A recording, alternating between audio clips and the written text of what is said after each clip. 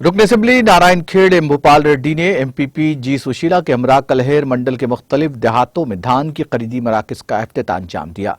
इस दौरान रुकन असम्बली भोपाल रेड्डी कलहेर मंडल के कृष्णापुर, नागधर, रामचंद्र नायक, टांडा और कड़पल में IKP और PACS के ज़रिए कायम किए गए धान की खरीदी मरकज का इफ्तिताह भी अंजाम दिया।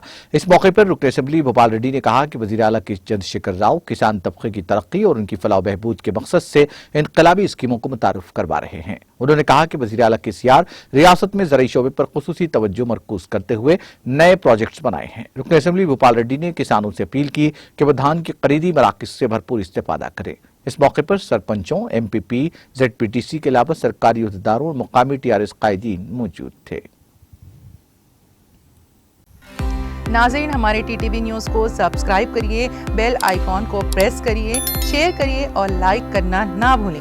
और किसी एडवर्टाइजमेंट से मुताल्लिक़ जानकारी के लिए हमारे इस नंबर पर कांटेक्ट कीजिए। हमारा नंबर है 9550102020।